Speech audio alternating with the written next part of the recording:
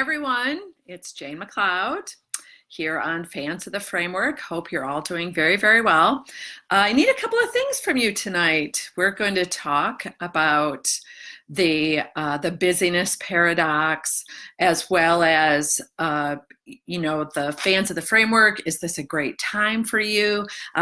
Please let me know, because I put myself on for this time for the next 3 Tuesdays to do a 4-part series on resiliency, and I would love to hear from you if this is a great time for you to join in. So please let me know that at the end, as well as we'll talk about our greatness cohort and the C-suite retreat we have coming up on Mackinac Island.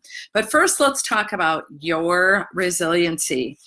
And the National Academy of Medicine and the Institute for Healthcare Improvement, IHI, have both deemed resiliency, or a lack of resiliency, burnout in healthcare, not just in leaders, but everybody who's working in healthcare nowadays, is now a national urgent problem. They're saying to employers that you urgently have to take care of this, that a competency skills checklist for someone's resiliency is equally as important as can they throw in a chest tube and can they put down an NG tube and all those other things that we put on competency skills checklists. It's important. And I'm really happy to say and proud to say that Sue and I, right away when we built our framework for our partners and for others across the country, included resiliency, self-care, know how to lead resiliency as well. Not only care for yourself, but teach others to care for themselves. Is that important? So I'm really proud to say that that's been a part of the leadership bundle for 7 years, as long as we've been in business, and that our partners are leading that very effectively as well. So let's talk about what this busyness paradox is. From busyness to burnout, how does that happen? Well, here's the deal. Everywhere we go, all around the country, we ask people how they're doing. How are you doing today? We're busy. We're busy. We're busy. So busy. We're busy, busy, busy, busy, busy, busy, busy. And not in a good way, busy. Not like, hey, we're really busy. We're making money today. Woohoo! Got 3 vents. Got 62 surgeries. Life is good, right?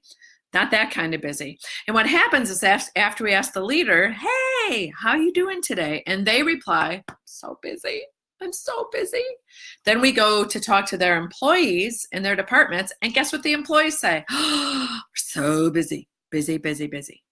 So what's happening in healthcare today is we're wearing busy as a badge of honor. We got a great big M on our shirt that's martyr for busyness, right? A martyr for busyness. So we're going to talk about the busyness tunnel and why there's a lot of days in healthcare and a lot of days in your work when you cannot see the end of that tunnel. You can't see any way out of it. And that's what this 4-part series is all about. Because what happens is the tunnel, the busyness paradox, if you will, the busy tunnel causes you to have shame and regret. And you know what? Work is hard enough. We don't need to leave work with shame and regret. So I think all along, Sue and I have been on the road. All of our coaches, we're preaching all the time. Find work-life balance, create work-life balance for yourself. But this next 4 vlogs that I'm going to do, the next 4 Facebook Lives, is about we kind of have to resolve work-life conflict before we can really resolve and create work-life balance. Let's talk more about that.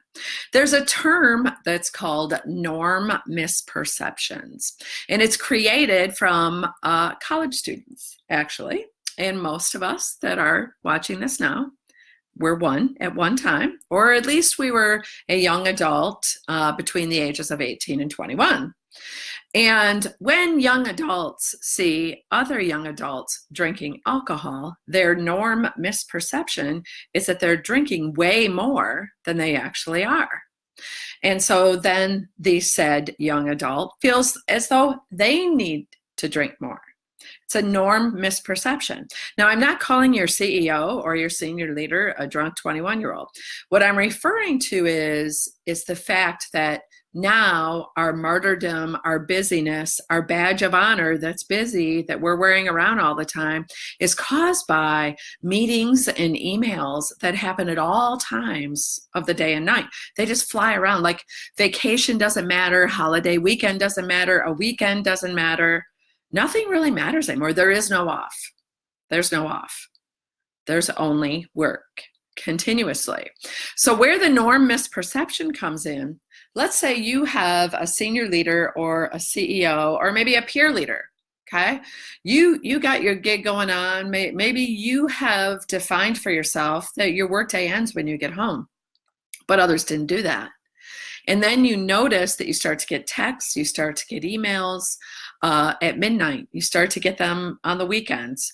It doesn't matter, holiday, work done, work started, middle of the night, whatever. It just happens all the time. So maybe the person who is your leader, your senior leader or your CEO is sending you these emails after they've taken a half day off to go watch their kid play soccer or something. And maybe they just went online at night to get caught up for the next day because they missed a half a day of work. But you don't know that, do you? That's a norm misperception. It's an inappropriate social cue. So when we send inappropriate social cues to each other, guess what happens? You feel like you have to keep up. Back in the day, busyness was defined by productivity. That in the era where everybody was a blue-collar factory worker or a farmer, you got your stuff done, right? Now, as leaders, what is our busyness defined as? What is our productivity defined as? It's FaceTime. And FaceTime equals emails at night, texts at night, responsiveness, busyness, throwing aside things that we should be doing for things that we just think we need to catch up on, right? So I'd like to tell you a story about a CEO that we work with. His name is Dan Rohrback. He hails from Southwest Health Center in Platteville, Wisconsin. And Dan, we started to notice about 3 or 4 years ago that Dan didn't respond to emails at night. And yes, Sue and I were in the bad habit of sending them at night. Didn't respond to texts after hours. But it's like, okay, we don't need him for an emergency. Our job isn't an emergency or anything like that. And I recently was told the story of why Dan sets those limits, talks very, very directly to his leaders about those limits every chance that he gets, and also sets the expectation of his senior leaders that they will not respond to work emails or send work emails after normal working hours, which for a senior leader, is at least 6. Sometimes if you have nighttime meetings, it can be later, but certainly not on weekends, okay?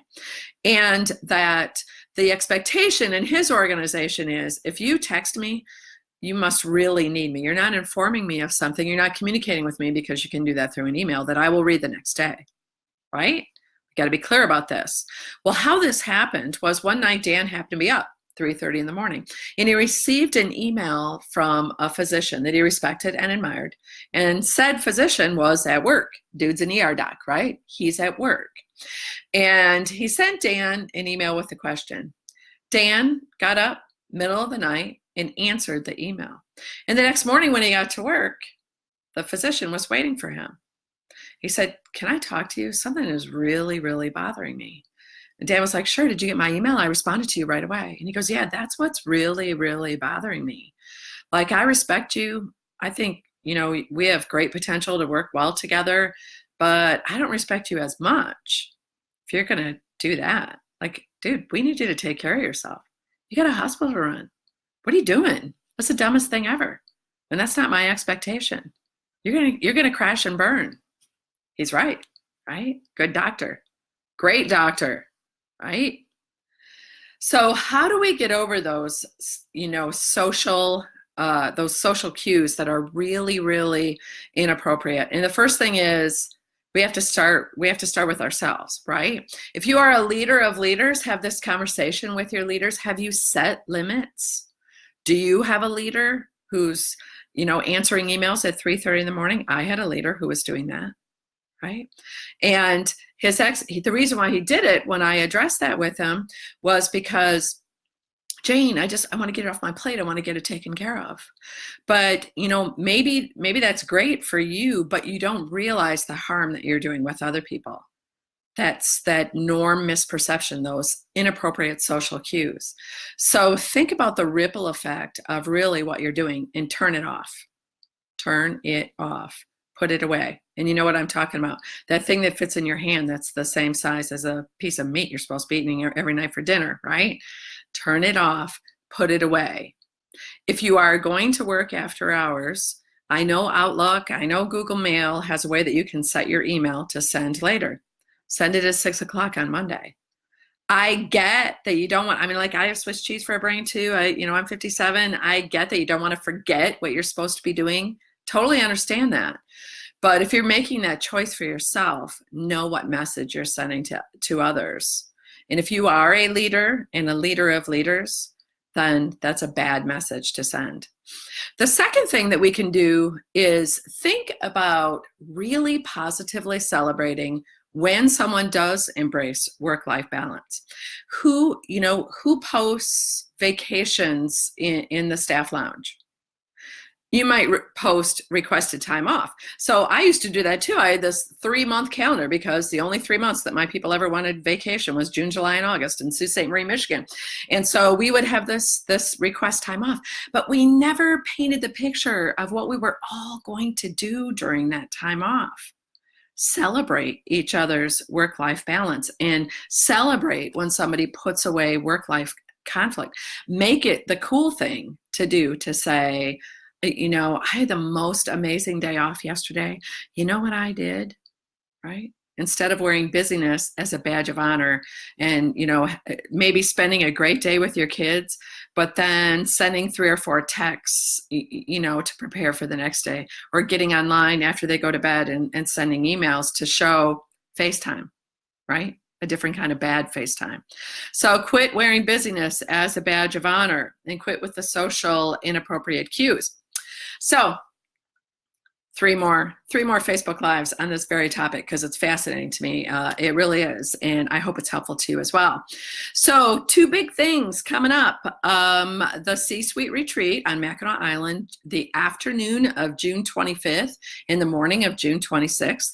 For those of you in the audience who are unaware of the gem of Michigan, Mackinac Island, it's very near and dear to Sue and I's heart. We have spent a lot of time there, both as senior leaders when we worked together for 23 years, as well as now we have an annual retreat there for senior leaders. If you are a senior leader, go to our website and sign up, www.capstoneleadership.net.